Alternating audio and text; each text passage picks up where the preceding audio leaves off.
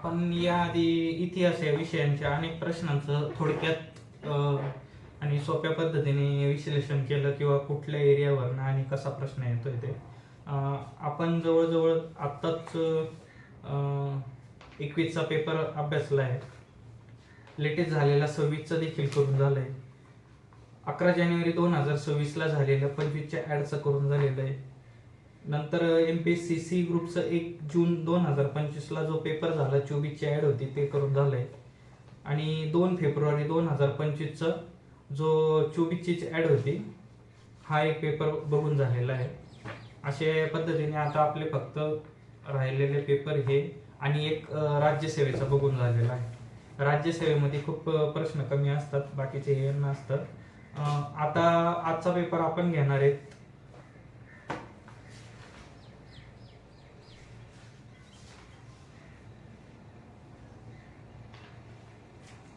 हा पेपर 2025चा आहे. 4 जानेवारी 2025ला झालेला हा पेपर घेणार आहे. आणि तुम्हाला म्हटल्याप्रमाणे की हा 23चा जो पेपर आहे ना 30 एप्रिलला झालेला, याचं जरा मी तुम्हाला आधी पोस्ट शेअर करून घेणार आहे. ती पोस्ट तुम्ही इंस्टाग्राम वगैरे बघा, पूर्ण प्रश्न पाहतो. आता तर मला असं वाटायला लागलं की इंस्टाग्रामवर मी माझं काही मटेरियल शेअर करू का नको, कारण की त्याचं विद्यार्थ्यांपर्यंत तो जास्तीत जास्त जाण्यापेक्षा पण त्याचा काही ठराविक 1-2 क्लासवाले त्याचा गैरफायदा घेत आहेत. तुम्हाला सर्रास माझं हे बुक आहे माझ्या हातात आहे. मी ते त्याच्यात वारंवार अभ्यास करून वारंवार प्रश्न बघितले आहेत, आयोगाचे कुठून आले काय आलेले, आणि तेच तसं मटेरियल स्वतःच्या ॲडव्हर्टाइजमेंटसाठी वापरू राहिले. ते वापरू राहिले चांगली गोष्ट आहे. ते बघून फक्त जो विद्यार्थी ते बुक घेणार आहे वाचणार आहे ती खरी गोष्ट आहे, चांगला फायदा आहे.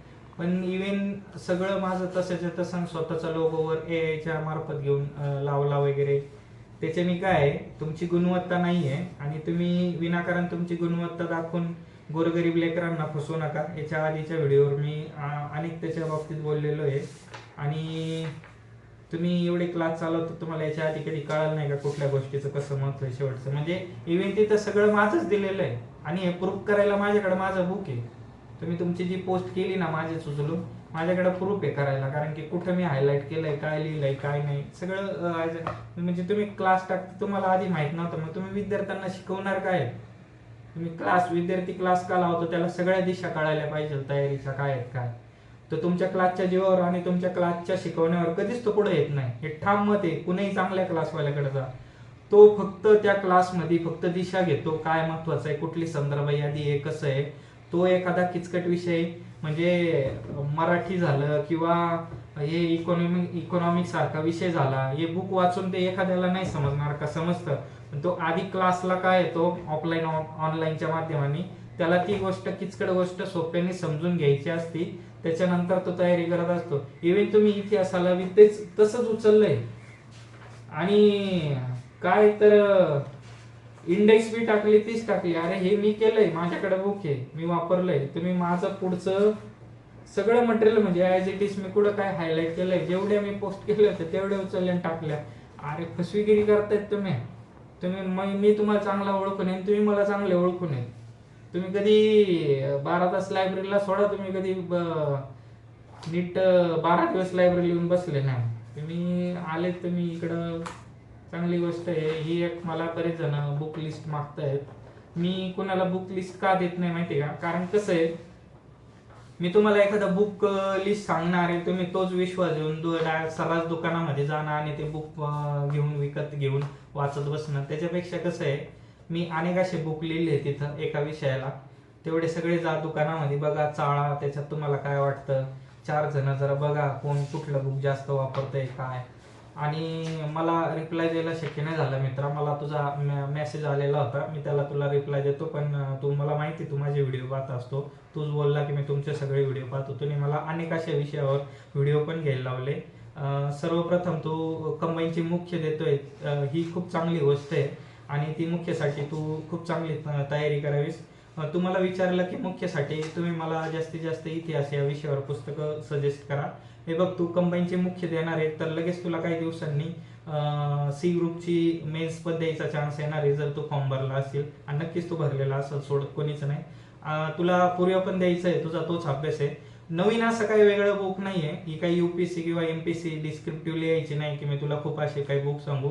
फक्त काही स्टेट बोर्ड चांगले कर, जास्तीत जास्त मेन्सचे प्रश्न खूप चांगले करतो. आता तू होतं होईल तेवढे तू प्रिलिमचे खूप चांगले गेलेत, आता मेन्सचे कर. डायरेक्ट डिस्क्रिप्टिव्ह आधी राज्यसेवेचे यायचे, काही UPSCचे यायचे आपल्या इकडे इकॉनॉमिक्सला, की याला तू इतिहास विचारला असल्या कारणाने ना तू जास्तीत जास्त कंबाईनचे मेन्स, C ग्रुपचे मेन्स वगैरे बघ आणि त्याचं हे कर. मी तरी तुला, तू बघ, मी माझ्याकडचे तुला बुक लिस्ट सांगतो मेन्ससाठी काय ते कमी कर, जास्तीत जास्त कर. तिकडे 10च मार्क आहे, जास्त करत नको बसू. त्याच्याऐवजी तू काही गोष्टी अशा करू शकतो की जे जवळजवळ 400 मार्कापैकी 200 मार्क गणित, नाही 200 मार्क इंग्लिश मराठी धरून, आणि गणिताचे 42 म्हणजे 242 ते झाले, आणि कायदे वगैरेचे 5 जर धरले आणि इतर गोष्टीचे म्हणजे साधारणतः 400 मार्कापैकी आपल्याला 285 तर 287 मार्काचं वेटेज जे जिकडे जास्त आहे त्याला सगळ्यात जास्त जास्त केलं पाहिजे. मग तू तिकडे जास्त येते. आणि ज्यांनी आपलं बुक उचलून बऱ्याचपैकी कॉपी पेस्ट करतायत ना, त्यांना माझं एक चॅलेंज आहे, त्यांनी त्या पुस्तकावर एक युट्यूबला किंवा कुठेतरी त्यांनी शिकवावं. नेमके असे मुद्दे सांगा की हार्डली ते 2 तासात त्या पुस्तकाचे परीक्षेच्या आधी रिव्हिजन करू शकतात. करून दाखवा. तुम्ही चांगले ओळखतात, तुम्ही मला ओळखतात म्हणून तुम्ही माझ्या अकाउंटवरून त्या गोष्टी उचलल्यात. का ओळखतात तुम्ही? तुम्ही कधीतरी ना, मी तुम्हाला अतिशय एक चांगला शब्द वापरतो, दलिंदर आहेत तुम्ही दोघं. तुम्ही दोघं आयुष्यात कुठली परीक्षा पास करू शकले नाही झाले तर नाही झाले, पण तुम्ही याला त्याला हायर करून वगैरे तो ऑनलाईन टाकला, तिथं फसवेगिरीचे कामं नका करू. 1000 ऍडमिशनच्या ऐवजी 100च करा, 10 जण करा, गुणवत्ता द्या, विद्यार्थी पास होऊ द्या, लोक तुमच्यापर्यंत बरोबर येणार आहेत. मी आज तुम्हाला मी कमेंट सुद्धा त्या पोस्टवर त्याच केल्या आहेत की चांगली गोष्ट आहे तुम्ही मटेरियल उचलून सांगताय, पण 7-8 वर्षापासून तुम्ही जे काही तुमचं ऑनलाईन वगैरे क्लास टाकला तुम्हाला जमलं नाही, त्याच्या आधी कळलं नाही की काय महत्वाचं आहे, कुठे आहे, किती हे तिथं नाही, तुम्हाला कॉपी पेस्ट करून द्यायची गरज पडली. दुसऱ्या एखाद्या विद्यार्थ्याने केलं असतं ठीक आहे, तुम्ही शिक्षक म्हणवता ना स्वतःला, खूप मोठे मोठे टायटल दिलेत तुम्ही बरेच काही. ह्या मी हार्डली काढलेल्या नोट्स आहेत. किती? एक पान मागं पुढं, एक पान मागं पुढं, आणि एक पान मागं पुढं. किती पे झाले? 3 पानं, 6 पेजेस. 6 सुद्धा पूर्णपणे नाहीये, इकडे अर्ध बाकी आहे. एवढं मी केलेलं आहे या एवढ्या पूर्ण बुकचं. किती पेज आहे त्याला? 88 पेजचं बुक आहे. 88 पेजचं बुक मी 6 पेजेस मध्ये केलेलं आहे, आणि हे मी परीक्षेच्या आधी किंवा तिथं वरवर बघून जात असतो. आणि मी बऱ्याच जणांना म्हटलोय नेमकी काय करायचं, काय आहे, सविस्तर लेक्चर घेणार आहे. टाइम पडला तर हे सुद्धा मी समोर करून अगदी 10-15 मिनिटात मेन गोष्टी कराल. इव्हन तुम्ही त्याला स्पीड करून परीक्षेच्या आधी जरी पाहिलं तरी आलेला एखादा प्रश्न तुमचा सुटू शकतो. असं आपण अनेक याच्यावर करू. त्यांनी ह्याही पुस्तकासंदर्भात ॲज इट इज उचललंय आणि काय. आणि मी तर म्हणतो आता मी पुढे अजून जे काही विद्यार्थ्यांसाठी मटेरियल देणार आहे तुम्ही ते पण करा, होऊ द्या. मला समाधान आहे की जसं माझं 8वीच्या पुस्तकाची इंडेक्स ही जवळजवळ आता 1.25 लाख लोकांपर्यंत गेली. 3-4 हजार पोरांनी ती सेव्ह करून ठेवली.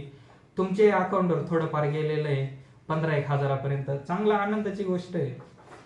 या मराठीच्या नोट्स आहे, असं आपल्याला हे घ्यायचं आहे. 1 तास 1.5 तास होईल. सगळ्यात महत्वाचं हे अशी मी महत्वाची एकाच पानावर परीक्षेला जाऊन येण्यासाठीची एकाच पानावर महत्वाच्या घटना दुरुस्ती वगैरे कलम काढली, हे सुद्धा आपल्याला घ्यायचं आहे. आपल्याकडे एक कमतरता आहे बरं का, हाय त्या गोष्टीत घेतोय कारण की मी स्वतः तयारी करतोय, आणि माझा असं काय लई मोठा लगेच खर्च करून मोठी स्क्रीन घेणे आणि त्या स्क्रीनवर तुम्हाला माझीच PDF जर ओपन केली आणि डायरेक्ट जर मी सेटअप वगैरे केला आणि डायरेक्ट स्क्रीनवर जर मी माझ्याच PDF मोठ्या करून जर तुम्हाला त्या पेनाने शिकवलं तर खूप चांगलं होणार आहे.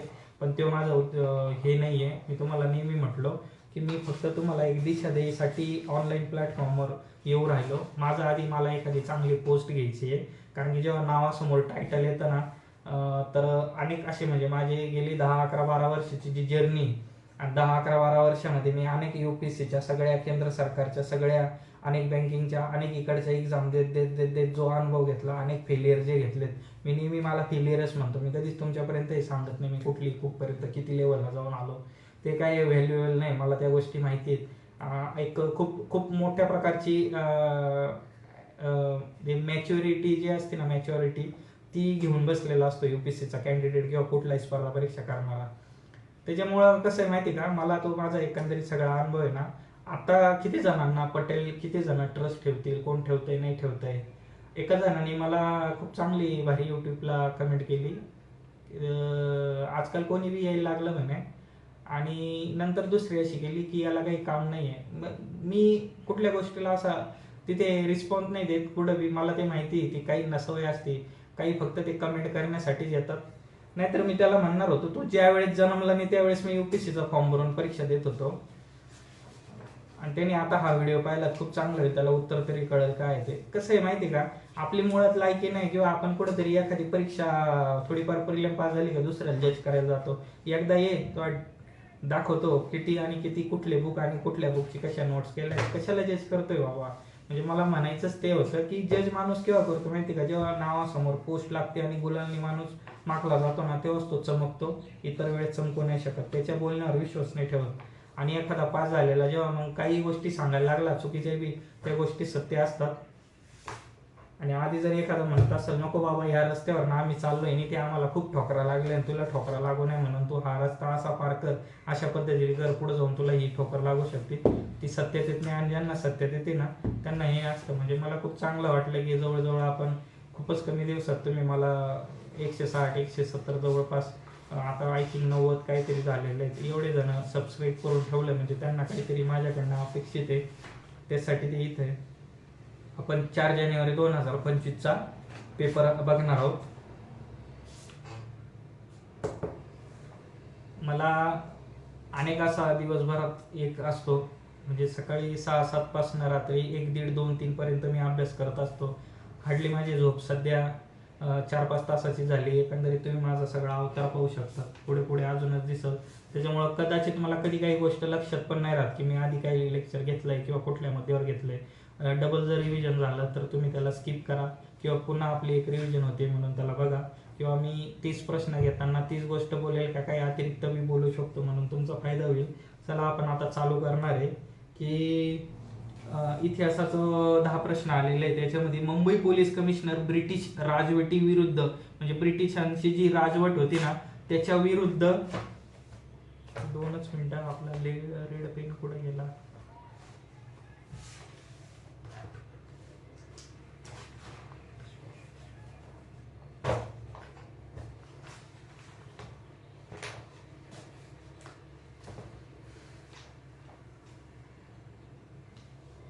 हा प्रश्न आहे ना, मुंबई पोलीस कमिशनर होता आणि ब्रिटिश राजवटी विरुद्ध आहे ना कारवाया करणाऱ्या फाशी देण्यासाठी, म्हणजे पुन्हा तेच 1857चा प्रश्न आहे हा.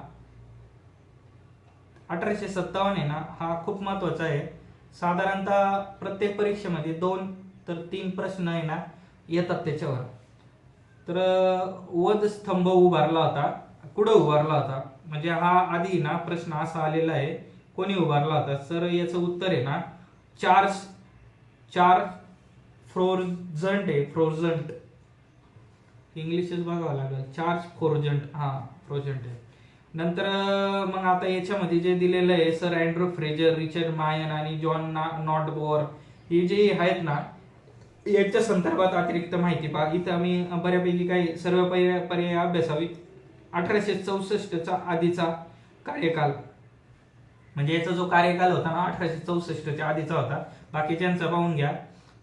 बाकी इतर मी असं त्याच्याविषयी काही लिहिलेलं नाही. खालीलपैकी कोणत्या नेत्यांनी आयटक या कामगार संघटनेचे अध्यक्ष भूषवलेले नाही. बीटी रणदिवे. मग आता आयटकचा अध्यक्ष कोणी कोणी भूषवले, तर हे CR दास आहेत, सरोजिनी नायडू आहेत, जवाहरलाल नेहरू आहेत. आणि आयटकवर अनेक वेळा प्रश्न आलेला आहे, तर इथं आपल्याला बरीच माहिती भेटती, म्हणजे कोण नव्हतं आणि कोणी कोणी ते अध्यक्षपद भूषवलेलं आहे आणि प्रश्न कसा आला. साधारणतः इथं मी लिहिलेलं आहे 1920च्या दरम्यानच्या ज्या काही घडामोडी होत्या, गांधींचं आगमन होतं, गांधींचे अनेक जे सुरुवातीला झालेले चंपारण वगैरे वेगवेगळे सत्याग्रह, त्या संदर्भात प्रश्न येऊ राहिले. 2024ला याच्यावर प्रश्न आलेला होता. प्रश्न कॉपी झालेला आहे असं मी साईडला लिहिलेलं आहे, प्रश्नातील नाही.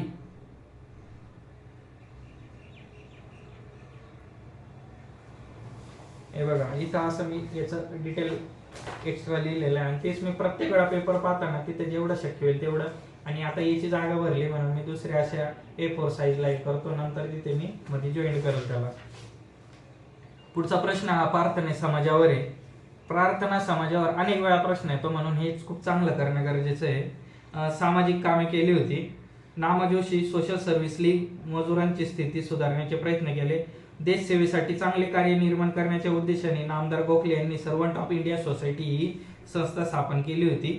आणि पुढे या समाजाच्या वतीने नाशिक येथे अनाथ आश्रम, नाशिक नव्हतं तर पंढरपूर होतं. म्हणजे आयोग हा एकदम एखाद्या मोजका शब्द सुद्धा मिस्टेक करू शकतो, इतकं बारकाईने आपल्याला वाचणं गरजेचं आहे. इथे मी साईडला जे महत्वाचं लिहिलंय ना, प्रश्नाचा आवाका खूप मोठ्या प्रमाणात देण्यात आलेला आहे. म्हणजे तुम्हाला किती माहितीगिरी, पण ते 1 तासामध्ये जे गोष्ट करते ना कंबाईन, की खरी चॅलेंजिंग काय माहिती का, तुमचा किती अभ्यास आहे त्यापेक्षा 1 तासामध्ये तुम्ही किती प्रेझेंट आहे, किती मॅनेजमेंट करताय, किती चांगल्या पद्धतीने करताय, ते खूप गरजेचं आहे. नंतर कधीच वाचण्यात आले नाही असं वाटत नव्हते. म्हणजे हे जे मी नाशिक जे वाचलं ना, हे मला पंढरपूर माहित होतं, पण ते नाशिक मग मी एक ठरवलं की नाशिक असं पण मी वाचण्यात आलेलंच नाहीये. मग तो मी कट केला होता, तो पर्याय माझं उत्तर निघालं होतं. नंतर खाली अस्पृश्यांच्या उन्नतीसाठी महर्षी विठ्ठल रामजी शिंदे यांनी डिप्रेस क्लास मिशनची संस्था ही स्थापन केली. तर कधी केली होती? 1906 मध्ये केलेली होती. आता इथे मी अतिरिक्त काय लिहिलेलं आहे की प्रश्नातील व्यक्ती त्यांनी स्थापन केलेल्या संस्था व त्या संस्थांच्या उद्देश यावर वारंवार कधी ना कधी प्रश्न बघायला भेटतो. तर आपण या पर्यायामधील आणि या स्टेटमेंटमध्ये जेवढ्या गोष्टी सापडत आहेत त्यांचा अशा पद्धतीने अभ्यास केला पाहिजे आणि त्या पद्धतीने पाहिल्या पाहिजे. नंतर पुढे अतिरिक्त अनेक असं लिहिलंय, मी ते तुम्हाला सांगतो. विधानातून पुढील प्रश्नाचा खूप मोठ्या प्रमाणावर सविस्तर माहिती. विधानातून पुढील दिशा, म्हणजे ह्या विधानांमधून आपण पुढे काय अभ्यासलं पाहिजे तशी दिशा भेटते. विधानांमध्ये काय देण्यात आलंय तर अनेक पद्धतीची माहिती देण्यात आलेली आहे. थोडं तिचं सविस्तर असं रूप करण्यात आलेलं आहे. वरील प्रश्नावरून पुढे माझा अभ्यासाची दिशा कशी असावी हे मला स्वतःला आत्मसात होतं. आणि एकाच प्रश्नात जास्तीत जास्त माहिती व डाटा देण्याचा प्रयत्न केला या प्रश्नावरनं. आपण पुढचं वाचन कसं असलं पाहिजे हे इथं कळतं आपल्याला. त्याच्यानंतर पुढचा प्रश्न जो आहे ना, हा मुझफ्फर बॉम्ब खटला जो होता त्या संदर्भात होता. आणि तो मुझफ्फर बॉम्ब खटल्यामध्ये जे संबंधित लिखाणाबाबत टिंबटिंब यांच्यावर देशद्रोहाचा खटला गेला होता. तर हे 100% देशद्रोह म्हटल्यानंतर कोणाला हे बघणार आहे तर टिळक, लोकमान्य टिळक होते. त्याच्यानंतर पुढं अच्युतराव कोलटकर होते. पृथ्वीगीर हरिगीर होते. एक नाव जरा हे याला नीट बघून घ्या, पुढच्या वेळेस प्रश्न येऊ शकतो. शिवराम परांजपे होते. आता इथं अतिरिक्त काय, टिळकांचं केसरी मराठा वृत्तपत्र वगैरे या संदर्भात माहिती पाहायचं. नंतर त्यांनी अजून एक जहाल टीका केली होती, सरकारचं डोकं ठिकाणावर आहे का, नाही का. आणि राज्य करणे म्हणजे सोडू गावणे नव्हे, असे त्यांचे जे होते ना ते स्टेटमेंट बघा. पुढचे तुम्हाला 25-24 अनेक प्रश्न त्यांच्या स्टेटमेंटवर येतो. याची माहिती अभ्यासावी, म्हणजे या पर्यायांची माहिती अभ्यासावी. इथं मी लिहिलेला आहे की हा प्रश्न मी ना माझं जेव्हा ते लोकसेवा कंबाईन स्पष्टीकरणाचा बुक जेव्हा मी अभ्यास करत होतो तर इथून हा मला बऱ्यापैकी सापडत होता. अचूक जोड्या जुळवा. भारतीय सुशासनाचा कायदा हा 1858ला, टिंबटिंब 1909, भारतीय परिषद काँग्रेस कायदा 1909, भारत सरकार कायदा 1919 आणि भारत सरकार कायदा 1935. म्हणजे कायद्यांवर प्रश्न आहे, जोड्या लावा स्वरूपात आहे. आणि याचं उत्तर होतं पहिल्याचं 4. भारत मंत्रिपदाची निर्मिती झाली 1858 मध्ये भारत सुशासनाच्या कायद्यामध्ये. त्याच्यानंतर भारत परिषद काँग्रेस कायदा 1909चा, मुस्लिमांना स्वतंत्र मतदारसंघ देण्यात आले. भारत सरकार कायदा 1919चा. याच्यावर अनेक वेळा प्रश्न आहे. मग याचं उत्तर होतं प्रांतात द्विदल शासन पद्धती. त्याच्यानंतर भारत सरकारचा कायदा 1935 हा पॉलिटीमध्ये आणि इतिहासामध्ये आपल्याला खूप महत्वाचा आहे. आणि हा 1935चा लक्षात ठेवताना 1934 हा बँकिंग आरबीआयचा देखील बघायचं, त्याचा नियमन वगैरे कायदा आहे. त्याच्यात पैशाची निर्मिती किंवा नोट छापण्याचं आपलं जे काय असतं याच 1934च्या कायद्यानुसार 26व्या कलमानुसार होत असतं. असं आपण अनेक इकडून तिकडून, कारण की आपल्याला प्रत्येक विषय हा ओव्हरलॅप आहे आणि प्रत्येक विषयाचा आपल्याला कंबाईन जसं कंबाईनमध्ये सगळ्या पोस्ट आहेत तसं आपल्याला अभ्यास बी कंबाईन आहे. आपल्याला ॲट ए टाइम तिथं वेगवेगळे विषय डायरेक्ट मेंदूमधून बाहेर काढायचे आहेत. आपण किती वाचले किती सगळं बाहेर काढायचं आणि उत्तरं सोडवायची आणि स्पर्धेमध्ये जिंकायचं आहे. तर या प्रश्नाविषयी मी ना IMP प्रश्न पर्याय यानुसार सोडवण्याची पद्धत, म्हणजे हा कसा सोडवा चटकन 1-2 उत्तर सापडून कसं आपल्याला कळू शकतं की पहिल्याचं उत्तर हे 4 पर्याय फक्त 2च याच्यात दिलेले आहे. 2 एकदम कट होत होते, ते आपल्या सगळ्यांना माहिती आहे कसे काय प्रश्न सोडवायचे हे. पुढचा प्रश्न आपण बघू. आता हा पुढचा प्रश्न जो होता ना हा जोड्या लावा स्वरूपाचाच होता. आणि याच्याविषयी मी ना साईडला काय काय लिहून ठेवलं आहे ते पण तुम्हाला सांगतो. मुकुंदराव पाटील दिनमित्र होते याचं डायरेक्ट उत्तर. नंतर वारा कोठारी जे होतं यांचं जागरूक होतं. भगवंत पोळेकर होतं यांचं विजयी मराठा होतं. आणि श्रीपाद शिंदे यांचं नाही, भगवंत पोळेकर यांचं जागृती होतं आणि श्रीपाद शिंदे यांचं विजयी मराठा होतं. तर मग मी तुम्हाला मागच्या याच्यात जे बोललो की कशा पद्धतीने आपण ऑब्झर्व केलं पाहिजे की कशा जोड्या वगैरे जोडवल्या आहेत, तर त्याच्यावर आहे ना वरून खाली क्रम बघायचा. वरून खाली क्रम कसा दिलेला आहे तो बघायचा. आयोगाचा कल आणि उत्तर यामधील टिंबटिंब कसं काय आहे वरून खाली दिलेलं आहे ते जास्त बघायचं. आयोग प्रत्येक वेळा जोड्या लावामध्ये कसं देतो.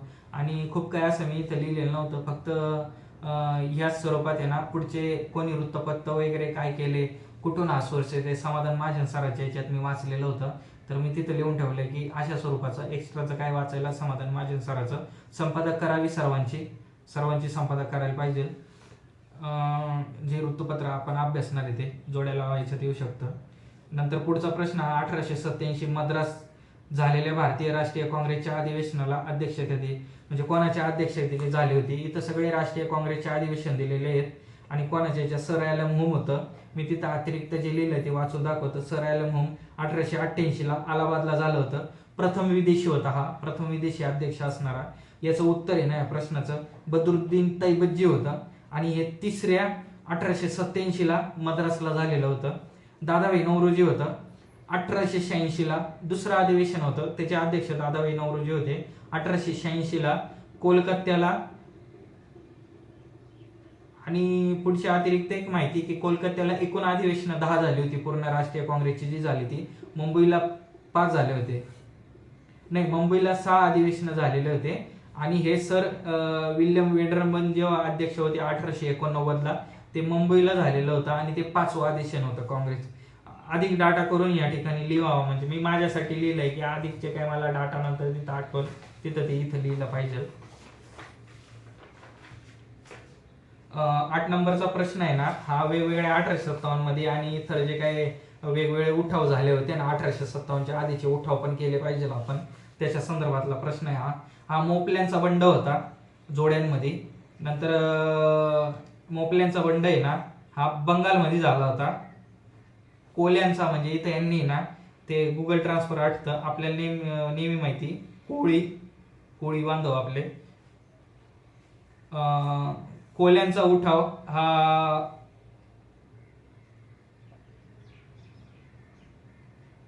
मोपल्यांचा बंड होता ना हा केरळमध्ये होता. मोपले केरळमध्ये होते. आणि कोल्यांचा उठाव आहे ना हा बिहारमध्ये झाला होता. संताळांचा उठाव जो होता ना हा 100% सगळ्याला माहित असेल. हा खानदेश दिलेलं आहे संताल. खानदेशमध्ये भिल्ल ही जमात मोठ्या प्रमाणात आहे.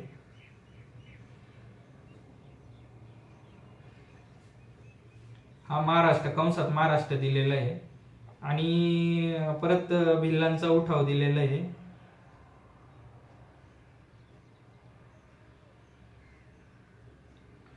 खरं तर भिल्लांच्या उठावाला आहे ना महाराष्ट्र आलं पाहिजे आणि संताळांच्या याला आहे ना बंगाल आलं पाहिजे. बरोबर आहे, संताळांच्या इथं बंगाल. इथं अनेक असं आहे ना लाल वगैरे झाल्यामुळे कन्फ्युजन होतं ते पर्याय पाहून तुम्हाला सांगा. तर अशा पद्धतीने हे उठाव झाले पाहिजे. आता इथं प्रश्न कसा विचारला, मोपल्यांचा उठाव कुठल्या इथे झाला ते ठिकाण विचारलंय. पुढच्या वेळेस ठिकाण आणि ते वर्ष देता येईल किंवा कोणी नेतृत्व केलं त्याचे देता येतील. पुढचा प्रश्न 1857चा होता. तुम्हाला याच पेपरमध्ये 1857 वर 2 प्रश्न दिसले आणि एक इनडायरेक्ट दिसला. म्हणजे 3 प्रश्न आपल्याला जवळजवळ 1857 रे आणि 1857च्या आधीचा उठावांचा जरी ही एक जोडी पाहिली तर म्हणजे जवळजवळ 10 प्रश्नांमध्ये 4 प्रश्न आपल्याला अशा स्वरूपाचे आहेत की थोडकं वाचून जिथं जास्तीत जास्त प्रश्नांचा एरिया कव्हर होतोय. म्हणजे 40% आपले मार्क तिथे आहे.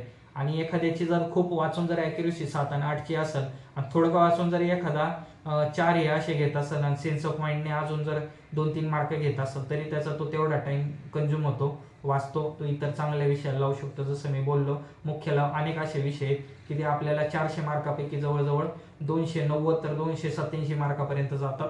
तिकडं आपल्याला जास्तीत जास्त कल दिला पाहिजे.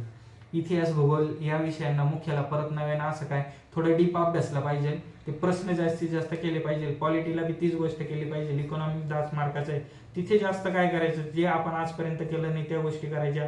इंग्लिश जास्तीत जास्त करायचं, मराठी चांगलं करायचं. खूप चांगलं आहे तर अजून चांगलं कर, म्हणजे तुला 42-43 जर प्रश्न बरोबर येत असतील तर अजून 2-3 प्रश्न चांगले बरोबर घे. कारण की एक मार्कानं, ज्याचं 1 मार्काने राहिलंय त्याला ते 1 मार्काने राहणं म्हणजे त्याला पुढच्या वेळेस अनेक अशा मेन्स द्यावा लागू शकतात, किंवा अनेक अशा प्रिलिम द्यावा लागतात, किंवा अनेक वर्ष त्याला वाट बघावं लागते ऍड येण्याची.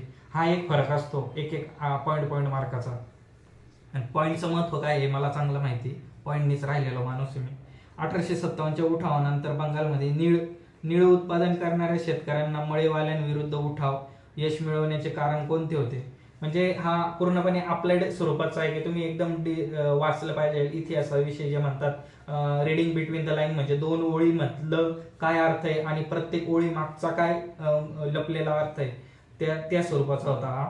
हे युपीएससी मध्ये खूप मोठ्या प्रमाणात असतं. तर खाली अनेक पर्यायांमधून दिलेलं होतं आणि याच्यामध्ये उपक्रमशीलता व सहकार्य, त्याच्यानंतर संघटन व शिस्त, आणि डी होतं हिंदू मुस्लिम शेतकरी ऐक्य, हा एक होता. आणि मळेवाल्यांची पडलेली फूट, हा फूट जरी शब्द धरला ना, मळेवाल्यांची फूट, इथूनच कळतं की प्रश्न येऊ शकतो. इथं असं मी जवळ काही लिहिलं नाही, फक्त 1857 ह्या घटकावर जास्तीत जास्त अभ्यास करावा आणि त्याच्यानंतर त्या दरम्यान जे काय होते त्या आधीचे उठाव जे काय होते असे इथे या प्रश्नामध्ये लिहिलेलं आहे या पूर्ण पेजवर. पुढचा प्रश्न हा आहे ना, मी नेहमी म्हणतो शाहू फुले आंबेडकर, कर्वे वगैरे, नंतर रमाबाई रानडे वगैरे, बाबासाहेब आंबेडकर असतील, फुले असतील, टिळक असतील, गांधी असतील, नेहरू असतील, यांच्यावर जास्तीत जास्त प्रश्न आहे. नंतर आपले शाहू महाराज झाले. एक सयाजीराव गायकवाडांविषयी बी जास्तीत जास्त माहिती घेतली पाहिजे.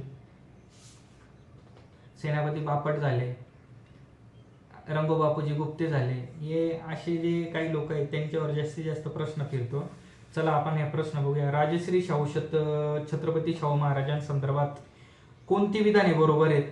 मग सक्तीचा व मोफत शिक्षणाचा कायदा. मी काल एक पोस्ट केली, तिथे बघा मी लिहिलेलं आहे, तारीख टाकलेली आहे आणि कधी प्रश्न आला होता. पहिलंच हे स्टेटमेंट होतं. ओल्ड, माझ्याकडे 11वीचं जे ओल्ड बुक आहे त्याची मी पोस्ट केली इंस्टाग्रामला, तिथे डायरेक्ट मेन्शन केलेलं आहे. मी म्हणजे ते विनाकारणच तुम्हाला नाही टाकलं की मी ते जज झालं पाहिजे प्रत्येकाला की पाठ्यपुस्तक किती महत्वाचे. विविध कला व कलाकारांना आश्रय, विधवा पुनर्विवाह कायदा पारित केला. तर हा विधवा नव्हता, त्यांनी जो कायदा केला होता ना तो बालविवाह होता. बालविवाहाला विरोध करणारा कायदा होता तो 1958 ला. नंतर कोल्हापूर व्यापारासाठी शहापुरी या व्यापारपेठेची स्थापना केली. कोल्हापुरात व्यापारासाठी नव्हती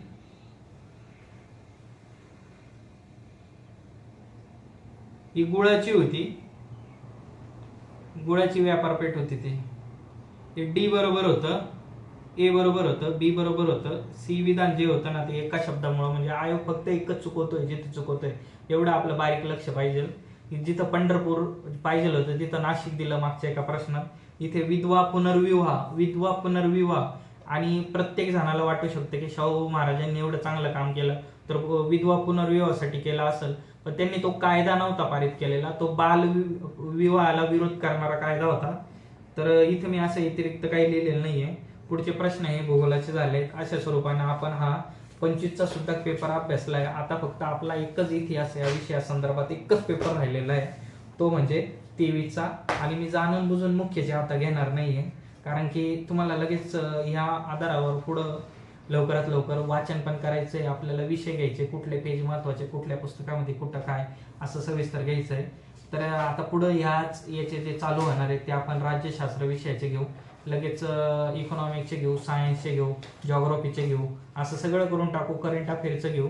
आणि गणित आणि बुद्धिमत्तामध्ये मी तुम्हाला फक्त एकच गोष्ट सांगणार आहे की अगदी शेवटच्या क्षणाला जास्तीत जास्त कशाचा सराव करायचा, की जिथं हमखास तुम्ही 10 पैकी गणितामध्ये 5-6 हमखास घेऊ शकता वेळ जर नसला तर, आणि तिकडे बुद्धिमत्तेमध्ये तुम्ही 4-5 हमखास जे असे आहेत ज्याचा कमीत कमी सराव केला चटकन जे उत्तर सोडवले जातात. तुम्ही 20 पैकी जवळजवळ ॲक्युरेसीने 10-12-13-14 जरी सोडवले आणि त्याच्यामधून जर तुमचे कमीत कमी 10-11-12 मार्क जरी आले तरी फायदा होतो. आणि तसा फायदा जास्तीत जास्त करून घेणे हाच मोठा आपला उद्देश आहे कमीत कमी वेळामध्ये. या पेपरचं मी तुम्हाला आधी शेअर करणार आहे. किंवा मग वैयक्तिक कुठल्याही असं मेन कामाची किंवा इतर जी स्पष्टीकरणाव्यतिरिक्त जी चर्चा न करता डायरेक्ट हा घेईल आणि मोठा वाटायला लागला तर, कारण की मी आजूबाजूला काय लिहिलंय ना ते पण तुम्हाला इथं सांगायचं, कारण की हा 23चा असल्यामुळं आणि 23ला एवढं डीप का लिहिलंय त्याचं कारण असं सांगतो. कुठेतरी मी 21-22ला कंबाईन द्यायचं ठरवलं होतं.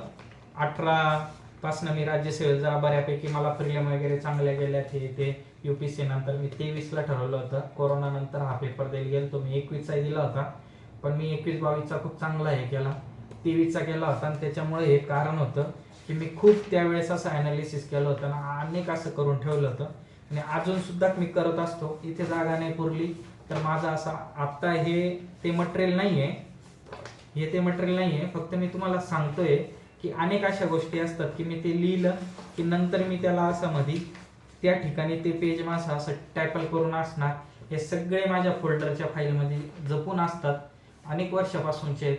आणि प्रत्येक वेळा मी शेवटच्या क्षणाला जेव्हा मेंटॅलिटी ठेवायची असते मला की आयोगाचेच प्रश्न बाळणे ना, आयोगालाच एकदम फील करणे आणि काय कुठं कसं काय फसवलंय, त्यावेळेस तेवढ्या बारकाईने लक्षात राहायला पाहिजे. त्याच्या वेळेस लगेच इकडं अतिरिक्त लिखाण आलं का मी तिथं ते वाचत असतो आणि तिथं अतिरिक्त जास्तीत जास्त काढत चालायचं, म्हणजे असं टॅकल मारून ठेवत असतो मी. इथं मी आता ह्या पेपरची माझी आन्सर की पण ठेवली, जी अगदीच 1-3 मार्कानं काय जी राहिलं असेल आत्ता लेटेक्सचं असं ठेवलेलं आहे. असे ते पेजेस मारून घेत असतो, करत असतो. तुम्ही अशाच पद्धतीने करा. चला, होता येईल तेवढं माझ्या पद्धतीने. ह्या गोष्टी तुम्हाला पहिल्या दुसऱ्या ह्याच्यात येणार नाही. चांगला अभ्यास करा, खूप प्रश्नपत्रिका बघा, खूप हे बघा. आणि तुम्ही कुठलंही पुस्तक आणल्यानंतर लगेच तुम्ही उघडून पूर्ण वाचू नका. तुम्ही आधी ना सिलेबस बघा, सिलेबसचे मेन सगळे पॉईंट वाचून घ्या. ते दररोज सकाळी उठलात ना तुम्ही अभ्यासाला बसण्याच्या आधी 10-20 मिनिटं आहे ना सिलेबस बघा. तुम्ही नेहमी ना ज्यावेळेस तुम्हाला खूप बोर होतंय, असं वाटलं की खूप झोप येते काय येते, त्यावेळेस तुम्ही भले तुमचा अभ्यास नका करू, तो होतही नाही, त्यावेळेस असे आयोगाचे प्रश्न घेऊन बघा. आणि तुम्ही जे मेन मुद्दे पाडतायत ना तेच परत परत परत परत परत परत जितक्या वेळा होईल तितक्या वेळेस जर सगळ्या विषयांचं जर वाचलं ना ते खूप डोक्यात राहतं. आणि ज्यावेळेस आपण बुक वाचतो, ज्यावेळेस आपण प्रत्यक्ष मोठे मोठे संदर्भ ग्रंथ वाचतो त्यावेळेस त्याचा खूप फायदा होतो. जेव्हा तुम्ही पुस्तकाचं 1, 2, 3 अशा खूप चांगले लिखाण केले ना, तर मला व्हिडिओ हा म्हणजे बंद करायचा आहे आता, पण तरी तुम्हाला सांगतो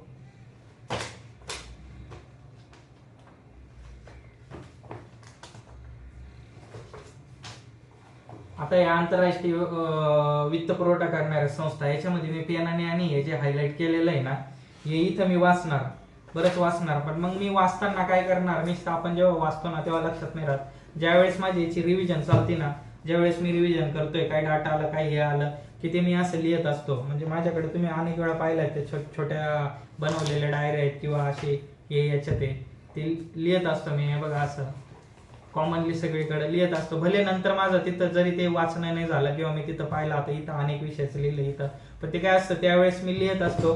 कारण की बऱ्याच वेळा आपल्याला सबस्कॉप मेमरीमध्ये ना ते त्यावेळेस ते आठवतं. तसंच हे आहे, एकदम मेन काढून घेतलं, 1-2 पानाचंच आहे.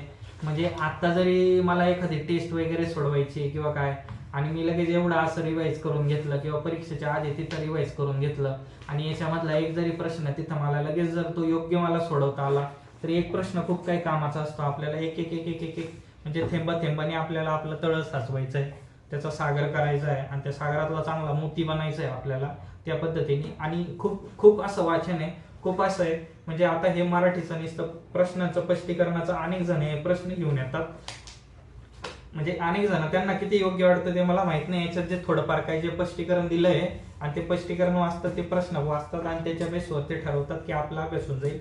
हे कधी करायचं असतं मित्रांनो, खरं सांगू का, तुम्ही आधी याच्यात आहे ना प्रश्न वगैरे बघून घ्या. या सरांनी 2 पद्धतीचे बुक बनवले, एक फक्त प्रश्नांचं आणि एक हे असं.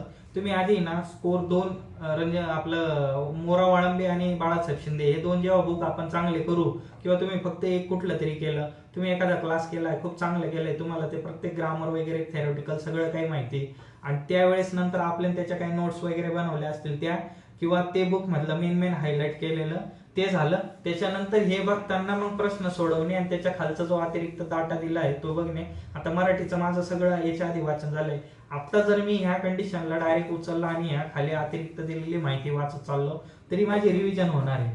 पण मी ही अतिरिक्त माहितीच्या आधी मी आधी जिथं चांगलं वर्क केलंय, जिथं हायलाईट केलंय ना त्या गोष्टी पाहतो, त्या जास्तीत जास्त पाहून मला एक ॲक्युरेसी लगेच कळते की सरांनी कुठून उचललंय, बाळासाहेब शिंदेच्या इथून काही उचललंय का, काही दुसरं ग्रामरच्या बुकमधून उचललंय का, त्याच्यानंतर काही मोरा वळंबे सरांच्या इथून उचललंय का, काही तो डाटा दिलेला आहे का. मग ते 1-2 वेळा असं कळल्यानंतर पुढच्या वेळेस आपल्याला ट्रस्ट असतो की आपण डायरेक्ट असं पुस्तक जरी वाचलं तरी चालतं. आम्ही स्पष्टीकरणाचं कंबाईनचं बुक बी त्यांचं तसंच केलंय. तिथून लगेच कळतं की रंजन कोळंबे सरांच्या इकॉनॉमिक्सच्या बुकमधून, देसलेच्या सरांच्या इकॉनॉमिक्सच्या बुकमधून, त्याच्यानंतर स्वराज्य अकॅडमीचे धनंजय मते सरांच्या नोट्समधून, त्यांच्या इथून कुठून कुठून काय काय डाटा कलेक्ट करून त्यांनी बुक बनवलंय. त्यांचा एक व्हिडिओ सध्या खूप येऊ राहिला, त्यांच्यावरती कॉपीराईट वगैरेच्या काही केसेस झाल्यात बघा. रंजन कोळंबे सरांचं त्यांचं काहीतरी हायकोर्टात डिस्प्यूट गेलाय, ते जगजाहीर सोशल मीडियावर आलं म्हणून मी इथून बोलतोय. मला ते खूप चांगलं भान आहे की सोशल मीडियावर असे चटकन लगेच पकडणारे खूप जण असतात. त्यांना चांगला कंटेंट महत्वाचा नसतो, पण ते अशा गोष्टी लगेच धरून चालतात. आता लोकसेवा प्रकाशन हे खूप विद्यार्थ्यांपर्यंत जाते, खूप मोठ्या प्रमाणात त्यांची बुक वगैरे विकली जाते, लगेच मग त्यांच्यावर रंजन कोळंबे सर वगैरे हे. आणि मेन लक्ष्मीकांत सारखं पुस्तक, म्हणजे माझ्याकडे जे बुक आहे पॉलिटीचं, ते पुस्तक ॲज इट इज लक्ष्मीकांतची कॉपी म्हणून मी ते घेऊन आलतो. ते रिव्हिजन करायला तेव्हा खूप सोपं जायचं. त्याच्या संदर्भात त्यांची डायरेक्ट सुप्रीम कोर्टाला केस चालली होती आणि तो निकाल लक्ष्मीकांत म्हणजे ते जे बुक आहे ते जे कोण करणार त्यांच्याच बाजून लागला होता. ते पूर्ण पुरावे प्रूफ झाले होते. त्याच्यानंतर रंजन कोळंबे सरांनी पूर्णपणे ते पुस्तक, तरी त्यांनी तेच मेन सगळ्या गोष्टीचा आधार ठेवलाय, पण त्याच्यात थोडी भाषा आहे ना, थोडी त्यांनी त्यांच्या भाषेने केलं आणि त्याच्यानंतर मग ते बुक आता आपल्याला बऱ्यापैकी खूप असं बल्की दिसतं. पोरांना कळून नाही येत की ते बुक बल्की का झालं. ते अतिरिक्त केल्यामुळे आधी त्यांनी लक्ष्मीकांतची खूप शॉर्ट हे मारली होती. त्याचा फायदा सगळ्यात जास्त आहे ना UPSC करणारे बरेच जण, एकदा लक्ष्मीकांत 1-2 वेळा वाचलं किंवा 1 वेळा वाचला आणि त्याला डायरेक्टली त्याला इकडे हे करण्यासाठी फायदा होत होता. आणि किरण देसले सरांचं तुम्ही बघा, इकॉनॉमिक्सचं बुक मराठीत आहे आणि ते इतकं चांगलं होतं UPSC साठी की त्यांचं ते मराठी बुक आपले मराठी माध्यमातून आणि महाराष्ट्रातले मुलं दिल्लीत गेलेले वाचत होते. तो बऱ्याच जणांनी तिथं पाहिलं आणि एक क्रेज असते की यांच्याकडे हे बुक यांना फायदा होतोय. मग काय लगेच किरण देसले सरांनी ते बुक आहे ना इंग्लिशमध्ये आणलं आणि ते जेवढं महाराष्ट्रात MPSC वापरतो ना, ते तितक्या कितीतरी जास्त पटीने ऑल स्टेटच्या PCS एक्झामसाठी आणि ऑल बऱ्यापैकी दिल्लीमध्ये तयारी करणारे ते इंग्लिशमधून वाचतात. एकदा मटेरियल इंग्लिशमध्ये असलं आणि ते मॅटर नाही करत कोणाचं आहे आणि ते त्यांच्या इथं खूप सविस्तर आहे. आणि ते खूप आत्ता तर खाप असं जाड झालंय खूप. तेवढं एक बुक चांगलं केलं ना तर खूप आपल्याला दुसरं काहीच बघायची गरज पडत नाही. पण माझं असं म्हणजे माझं वैयक्तिक आणि मी खूप अनुभव घेतले. एकाच पुस्तकाच्या मागं सगळं नसतं. काही चॅप्टर आता तिकडं सार्वजनिक वित्त वगैरे हे ते फायनान्शियल इन्क्लुजन, नंतर फायनान्स वगैरे असे चॅप्टर खूप चांगले महत्वाचे. सेकंड पार्ट खूप चांगला आहे. मग ते ज्याला जे वापरायचं त्याला ते वापरायचं, कारण की सिलेबस मधले टॉपिक आणि त्याच्यानुसार आपण तयारी करायची असते. त्या पद्धतीने करायचं आणि आपला अभ्यास करायचा आणि त्याच्या कंपाईल अशा कमीत कमी नोट्स करायच्या आणि त्याच जास्त वेळ करायच्या. प्रॅक्टिस करायची प्रश्नांची. जे चुकतंय का चुकतंय लक्षात आलं नाही, तिथं आकडे लक्षात राहत नाही, काय लक्षात राहत नाही, ते टिप्पण काढायचं आणि त्यावर परत आपलं वर्क करायचं, परत ते पुस्तकात पाहायचं आणि परत हे करायचे. ह्या गोष्टीमध्ये तुम्ही राहणार, हमखास यश भेटणार आहे. आणि जर अशा गोष्टी जर नाही केले, स्वपरीक्षण नाही केलं, स्वतःला नाही ओळखलं, स्वतः कुठं कमी आहे कुठं नाही, ते जर नाही केले तितके वेळापर्यंत तुम्ही कधीच वर येऊ शकत नाही. तुम्ही कधीच कुठली परीक्षा पास होऊ शकत नाही, तुम्ही यश मिळवू शकत नाही. तुम्हाला सांगतो परीक्षा पास होणं खूप सोपं आहे, पण आजच्या कंडिशनला जे टॉपचे शिक्षक आहेत म्हणजे महेश पाटील सर असतील, नंतर आपले अनेक असे सर असतील, मी सगळेच घेतोय जे चांगलं एकदम ओतून देत आहेत. धनंजय मते सर असतील, बरेच असे आहेत, एन श्याम सर असतील, असे अनेक आहेत, भूषण देशमुख सर असतील, अनेक आहे. म्हणजे मी सगळे काय घेतो, बाकीचे मला आता आठवत बी नाही. ते नेहमी आपल्यापेक्षा आणि कॅन्डिडेटपेक्षा खूप अभ्यास करतायत. ते नेहमी बघतायत की आयोग काय चेंज होतोय, कुठून येतोय, काय येतोय, कसं करंट अफेअर आहे, काय आहे काय नाही. तिथून त्यांच्या डेली त्या अपडेट असतात, ते असतात, म्हणून ते त्याच्यामधून सगळं काही गोळा करून काय महत्वाचं, किती महत्वाचं आहे आणि तेव्हा ते आपल्या समोर येत असतात. मी पण तुमच्या समोर डायरेक्ट व्हिडिओ घेऊन येतो, म्हणजे डायरेक्ट येऊन बसत नाही. मी एक विद्यार्थी आहे, मी स्वतः तयारी करतोय. माझ्या इथं सगळा हा तयारीचा माहोल आहे. माझे ही बेडरूम आहे, माझं 1 BHK आहे, तिकडची एक बेडरूम आहे ती झोपण्या वगैरेसाठी, नंतर हॉल आहे, पूर्ण पुस्तक आहे, किचन आहे, तिकडे कुकिंग वगैरे सगळं असा सेटअप आहे फॅमिली. तर त्याचं कारण काय माहिती का, एकदम क्लास सारखा माहोल काय नाही, कारण की मी आहे त्याच्यामध्ये तुम्हाला देतो. आता साधारणतः 2-2.5 तास झाले ते 2-3 लेक्चर जे करण्यामध्ये. पण आता मला थोडं मार्केटिंग वगैरे थोडं जायचं आहे, मार्केटमध्ये काय वस्तू घेण्या वगैरेसाठी. आज थोडं ऊन वगैरे पडलंय म्हणून मला जरा घाई चालली मागापासून. मी क्लोज करावं. बोलू आपण अवांतर असं थोडंफार तुम्हाला कुठं काय आलं काय हे ते. शक्यतोवर लाईव्ह मध्ये सगळे जर शक्य झालंय आपण कधीतरी ठरवू की कुठं काय लावं. माझा एक टेलिग्राम चॅनल पण बनवायचं तयार चाललाय की जिथं तुम्ही तुमच्या शंका मांडा. मी तिथं तुम्हाला काय कॉमन जे शंका आल्या त्याच्यावर आपण बोलत जाऊ. मेंटॉर म्हणून वगैरे अनेक असे चांगले मेंटॉर घेणारे. आणि मला मेंटॉरशिप वगैरे कोणाची करावी अशी वैयक्तिक हौस नाही, कारण काय मला जास्तीत जास्त मला पास होण्यासाठी जे थोडक्यात राहिलंय ते जास्तीत जास्त पास होण्यासाठी मला हे करायचं आहे. एकदा पास झाल्यानंतर गव्हर्नमेंटची नोकरी करता करता तीच गोष्ट करायची आहे गोरगरिबांसाठी आणि सगळ्या यांच्यासाठी ऑथेंटिक देणे. आणि एकदम जे स्वतःच्या जर्नीमधून जे अनुभव वगैरे ठोकऱ्या बिकऱ्या घेतलेले आहेत ते सगळे अनुभव देणे. नवीन स्वतः जे काही उपक्रम आणि जे काही गोष्टी केलेल्या आहेत ते सगळ्या द्यायच्या आणि हे बघायचं. तर चला आता म्हणजे समोरच दिसलं म्हणून आपल्याला 2 वेळा 280 कलमावर प्रश्न आलेला आहे. 280 चेक करून बघा क्वालिटीचे सगळे प्रश्न. ते इथं मी लिखाण काढलेलं आहे. 101 घटना दुरुस्तीवर एकदा होता.